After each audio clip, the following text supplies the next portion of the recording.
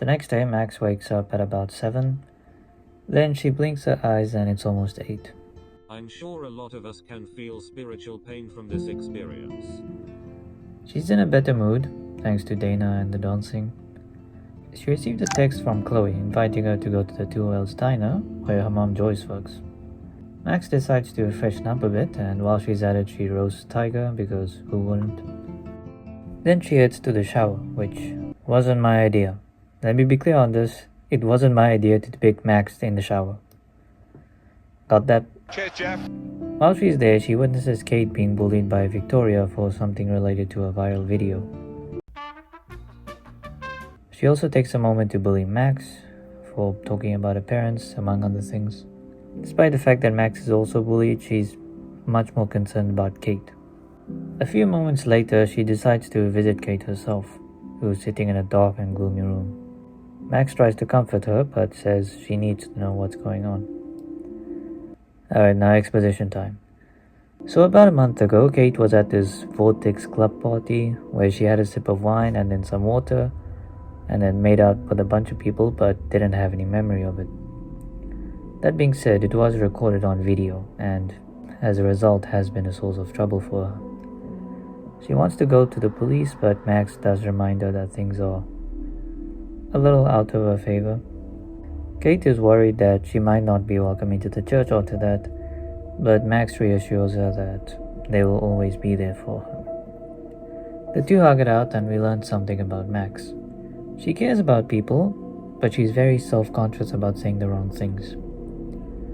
Also, Max asks about the interactions he saw with David the previous day. According to Kate, he was just trying to help out, which is a bit out of line with his behavior towards Max. Side note, this is not important to the story, but Max notices a project Kate's working on, a letter summarizing her entire life, which he hasn't picked up in a while. It's a long story as to why this is here. Moving on, Max then visits Dana and thanks her for the dance. They have a quick conversation, but during, Dana reveals that she knows Tiger through Warren, but recently Warren has been avoiding Tiger. Max of course knows why, because of yesterday, but not Dana. They say their goodbyes and Max stumbles across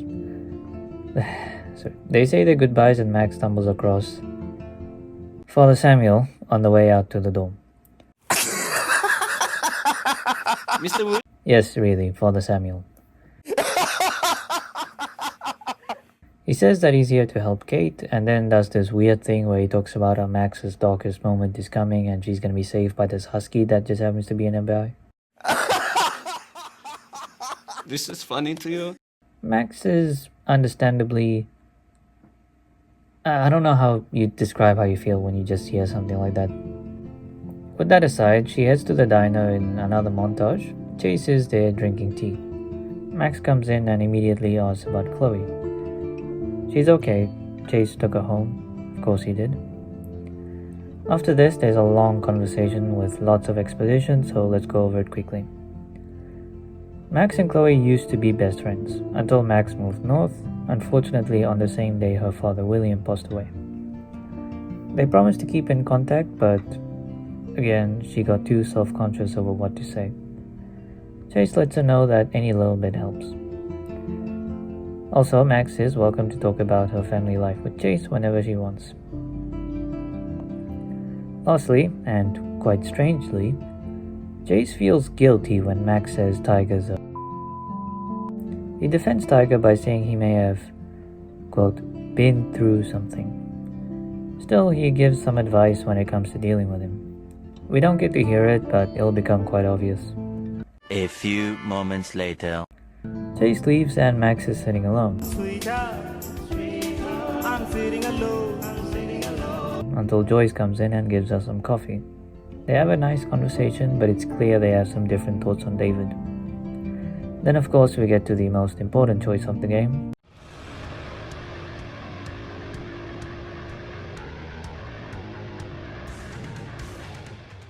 After her choice, Joyce walks off and Chloe comes in. She does a little fist bump with Zach and then heads to Max. Next, Joyce comes in and the family drama starts. Max and Chloe then get back to chatting, and I didn't realize how quickly Chloe's food comes out. That's a mistake on my part. Now, after a Bollywood slapstick routine that I stole from this video, the girls head to someone's home and ring the bell. Bruce Lee, Jet Li, Italy! Dinesh! They're welcomed in by Johanne Smith, an elderly Afrikaner lady, and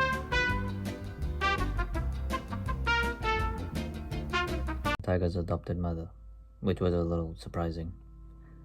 Inside, Max and Johanne are drinking tea, while Chloe's looking around. Apparently, Johanne and her husband both work at a local library. Max takes the opportunity to give her some koradim, saying that she was really good friends with Tiger.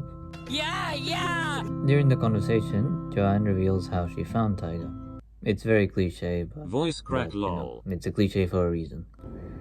On a cold morning at 2:43, she went downstairs and found infant Tiger with a note from his dad, Panna. While raising him, they made him learn a few different Indian languages because they didn't know what his mother tongue should be. She reveals something strange. Over the past couple of weeks, he hasn't been into the stuff that he normally would. He hasn't even been home that much. It's quite out of character for him. Max, under the excuse of getting a book, looks around Tiger's room, which used to have decorations but is now bland. Here she finds a photo of Rachel, along with a rope next to it. Ah hell nah mate, the hell this guy been up to? Before she could leave, she feels drawn to a particular drawer. It's the same one that Tiger was looking at in the montage previously. Here she has a choice.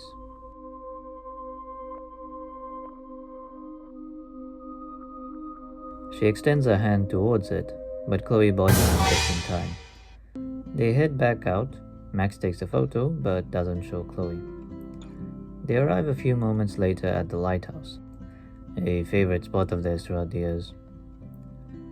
Chloe's mad because she spilled tea on herself. They have a conversation on the bench, during which a whole bunch of exposition happens, so let's go over it one by one.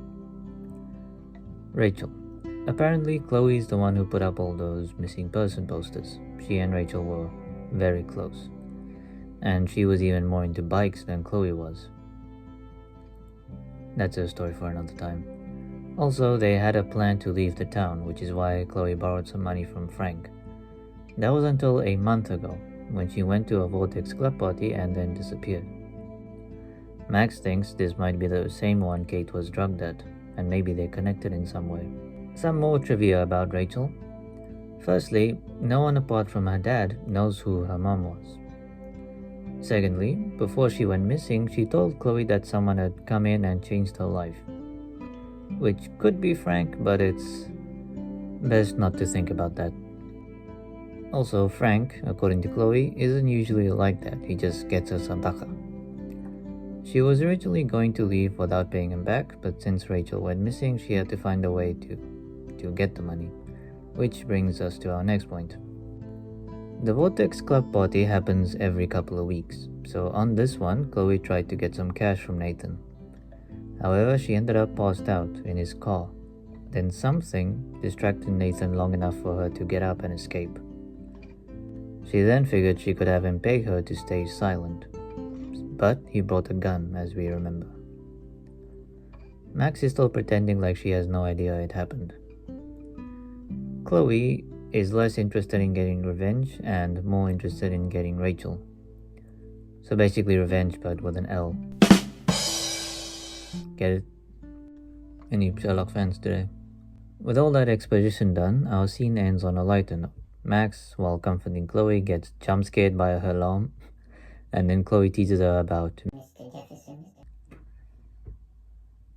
They get back to Blackwell, and Max is adamant that they are not breaking into the school.